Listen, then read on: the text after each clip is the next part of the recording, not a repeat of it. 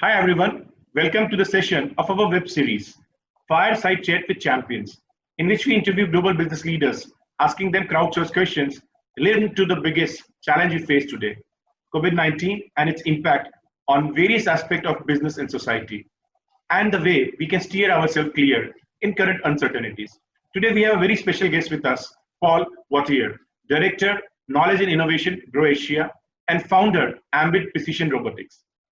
Ambit is focused on creating smart small bots for small and medium farmers to ensure that their daily chores are taken care of in a very efficient way.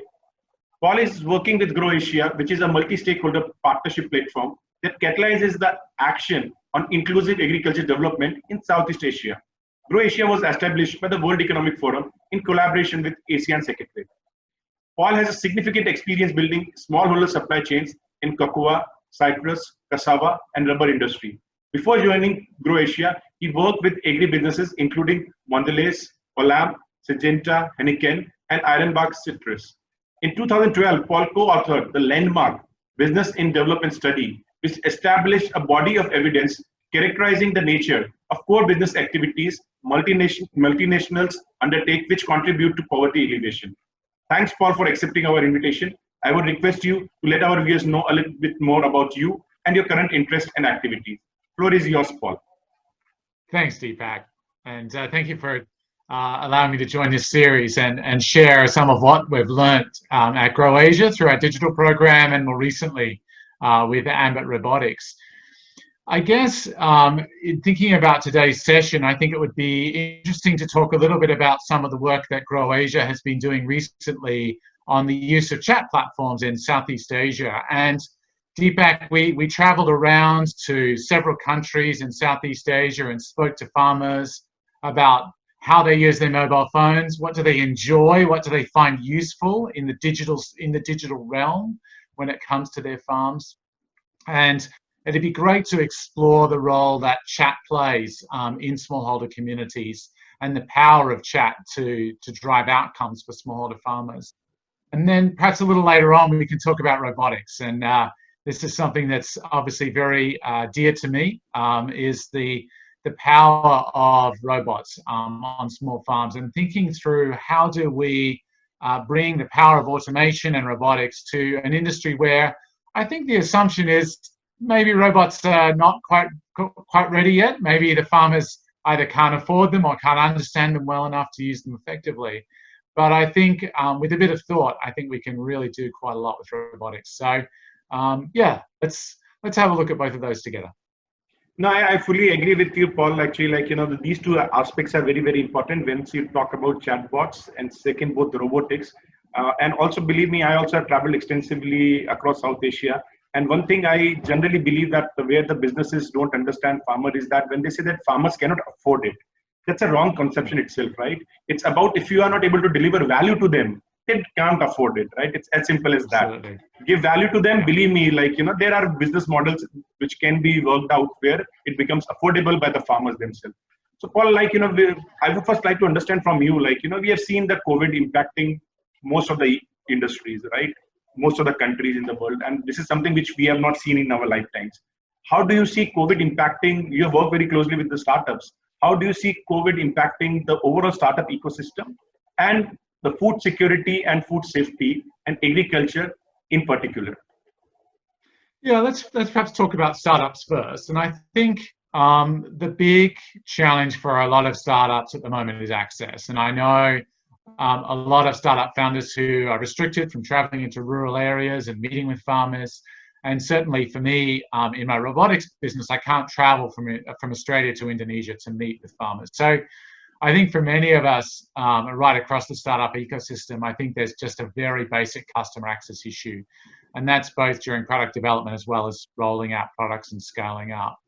I think the other thing that's sort of sitting in the back of the mind for a lot of startup founders is the whole access to capital. And I think what we're seeing is a drying up of the VC market. And I think that's stemming from the fact that large investors and high net worth individuals that drive the VC market becoming more conservative in terms of how they allocate their investments at the moment because of the uncertainty generated by COVID. So I think for a startup founder, it's kind of a double whammy. I think on the market side, I think it can be hard to get that access. And then on the access to finance, which is the other thing that's critical right through the whole startup development process, there are challenges there as well. So it's a tough time to be a startup founder.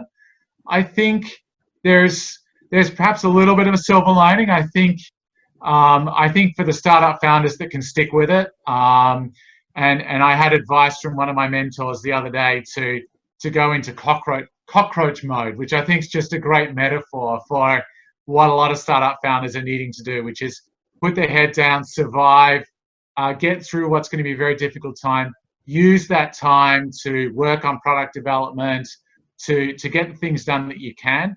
And of course, it'll be the startups that survive through this phase will be in an even stronger position coming out, because a lot of founders are going to walk away during this time. And those that stick with it, I think, are going to be rewarded when the economy starts to improve. No, I fully agree. Like, we are also acting as a cockroaches, believe me, right?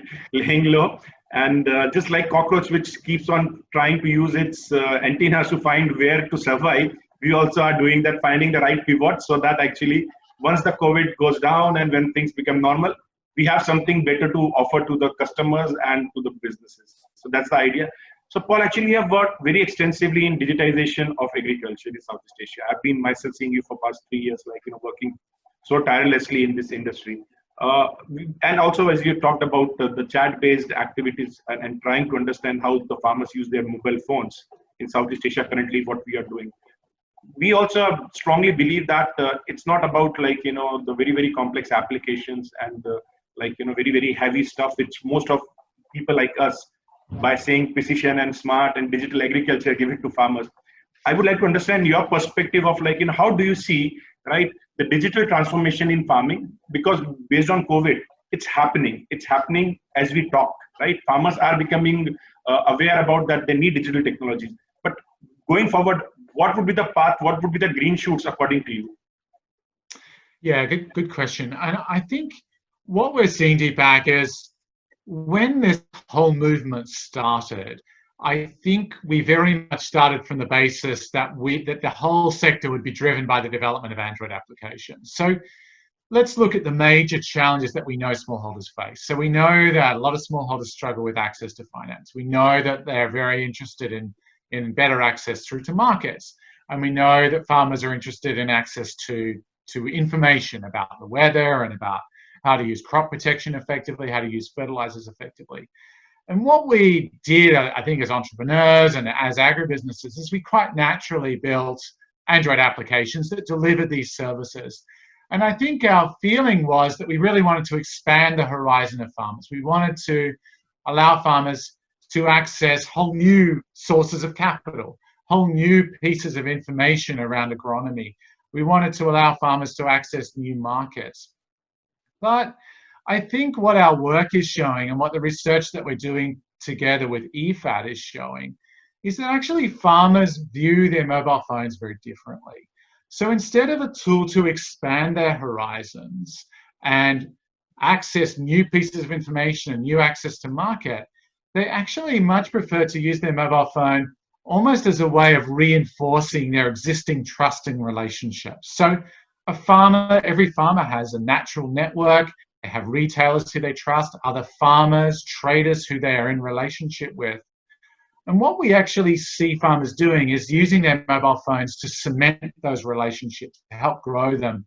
So they're not necessarily having to call the trader every day or call the retailer, but they're actually, in many cases, building WhatsApp groups. And WhatsApp is obviously the dominant platform in Southeast Asia, but I'm sure there are parallels across the planet. And I think these village level, socially oriented approach to using the mobile phone seems to be very much the preference of farmers. And I think, to me, this is a very interesting finding, because I think as agribusinesses and as entrepreneurs, we have this view that we want to expand the horizon of farmers and we want to build these great Android applications that deliver so many different services, but then we actually find the preference in the market is something quite different. And I think for us, it becomes really challenging, because if farmers are wanting to get involved in chat and they're wanting to work within trusted social relationships, how do we tap in? If we have an ambition to bring additional finance or bring in additional market opportunities, how do we use chat to reach farmers and take part in these groups and in these dialogues? I don't think Grow Asia, and I don't think I have all the answers to this, but I think we do have a good question, which is, if farmers want to use chat and they enjoy chat and they enjoy reinforcing those networks of trust, what can we do? And how can we empower them if that's the way that they have a preference for working? And I don't think we're going to be here forever, Deepak. I don't think we're stuck with the limitations of chat for the next 10 years. And I know there are farmers who are expanding their horizons and using Google and using YouTube a lot more. And I think that's where we're going. But I think for the entrepreneurs today and the agribusinesses today, the reality is we do need to be thinking about these chat platforms and how do we push our products and our information and our ideas through these chat platforms. So that's the challenge that we see from the surveys that we've been doing across Southeast Asia. No, you're 100% right, Paul. Actually, we also came with the same conclusion a couple of years back. I won't say a couple of years, 18 months back. So we came out with a WhatsApp-based chatbot for farmers, where because we know his mobile number and we have data about his land and all those things. And then he has to just write hi. So I know what crop he's growing. I know where he's growing it. So I already have a contextual information about him. And based on that he can ask question, what fertilizer should I use? So I already know the crop. So I don't need to ask him, tell me your crop, tell me your area, tell me your type of soil. I just tell him that based on your land and for this crop, right, you should be using this much of fertilizer. So we are trying that. And but yes, you rightly said that this might not be the only going forward in 10 years. But I took a lot of I'll say that understanding from WeChat model, right? So WeChat model of China, if you see that, it started as a chat application. Now you can do basically 80% of your digital things on that platform itself. So, but here the $1 million question comes, it is for the regulators, because you'll create monopolies, right? We have done that when we talk about the Facebook and WhatsApp already in communication, right? Going forward, if you are doing that also in agriculture, it might create monopolies. I'm not an expert on that, but when I was interacting with some of the peers and the government, they said, Deepak, what you're doing is okay, but if you want to do everything on the WhatsApp nowadays, right, then you are going to create a monopoly, which can be very, very difficult going forward. I have no specific points on that, but I just shared what I've understood.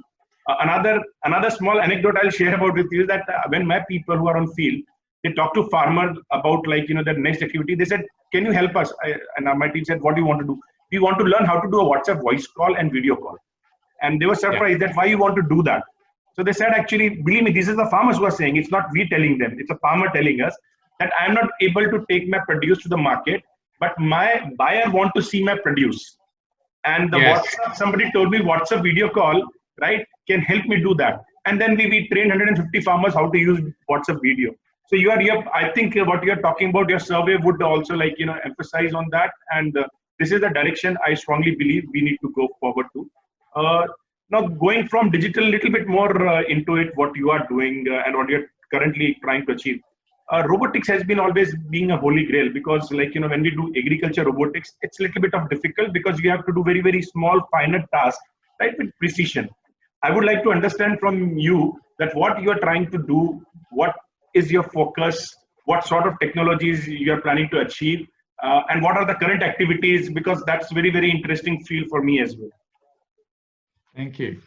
Yeah, I mean, I think robotics is really exciting, because when I travel around Asia and go to farms, you see thousands and thousands of people every week, probably millions in Asia, spraying their crops from a knapsack. And if you've ever been involved in the industry, you know that it's not a job that that many people look up to and are looking to do when they grow up. And I think at the end of the day, spraying crop protection products, it carries risk.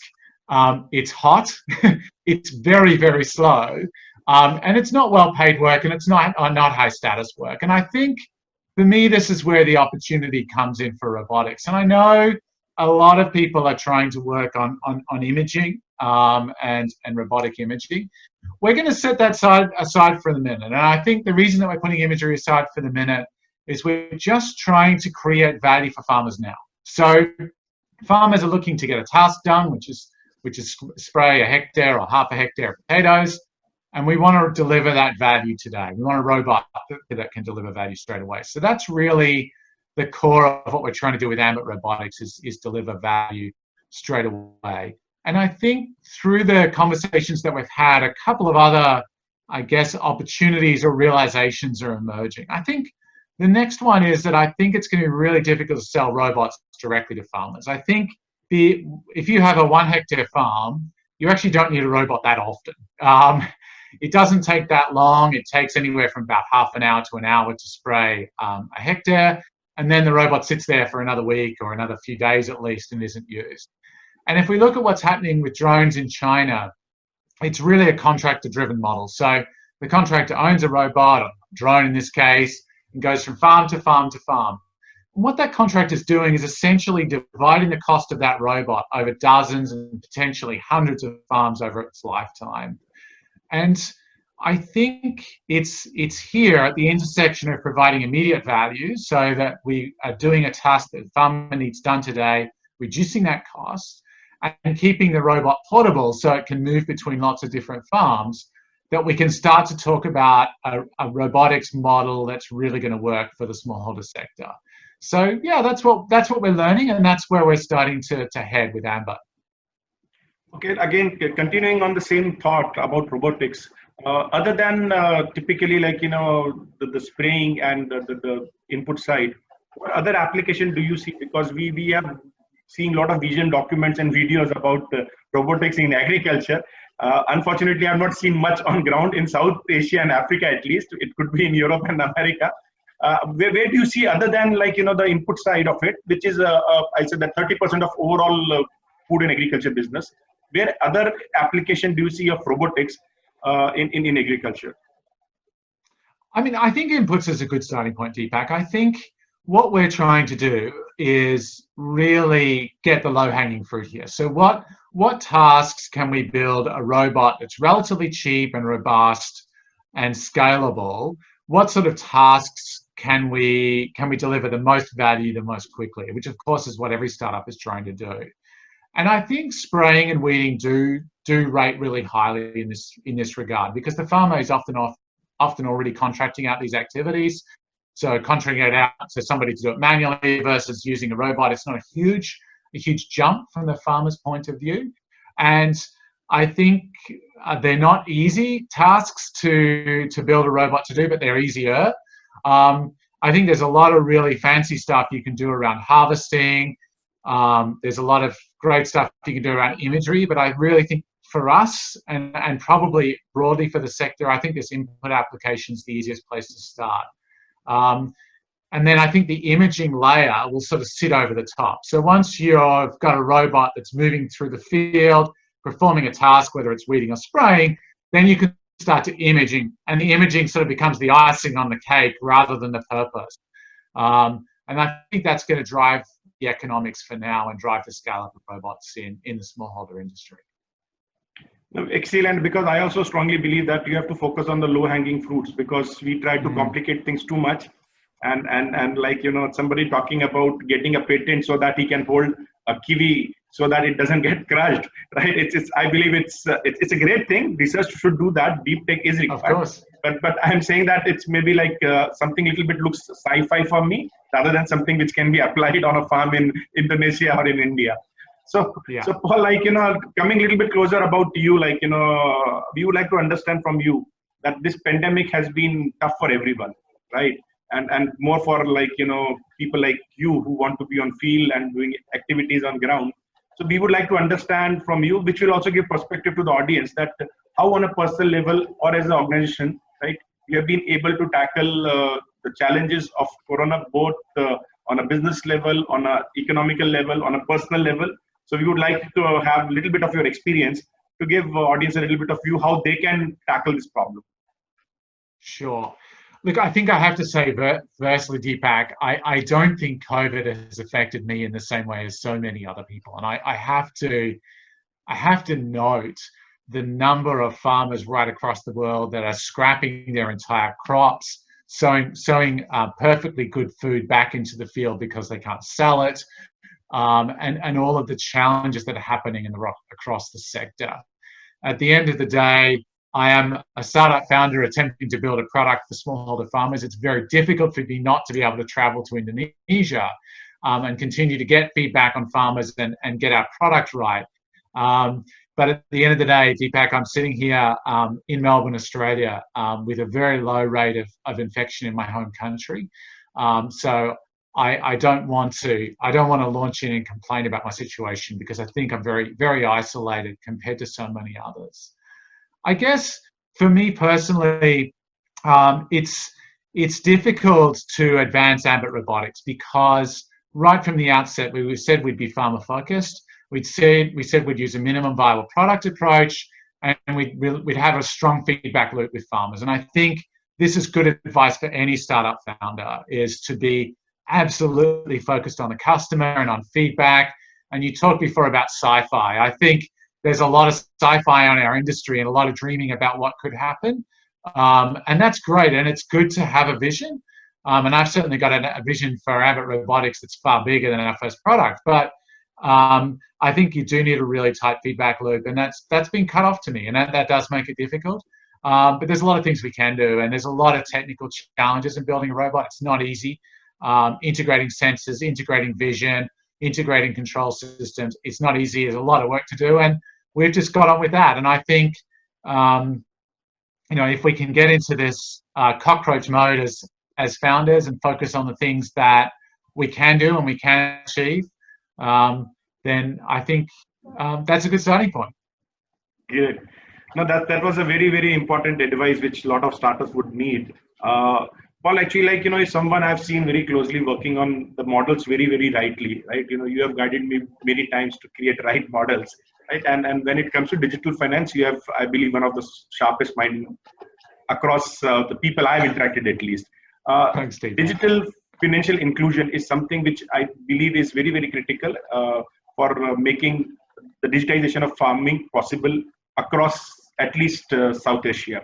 I would like to understand a little bit from you that is there a possibility for new startup founders who would have started something in agriculture, ag tech, to start thinking about ag fintech? What would be your views on that in current scenarios?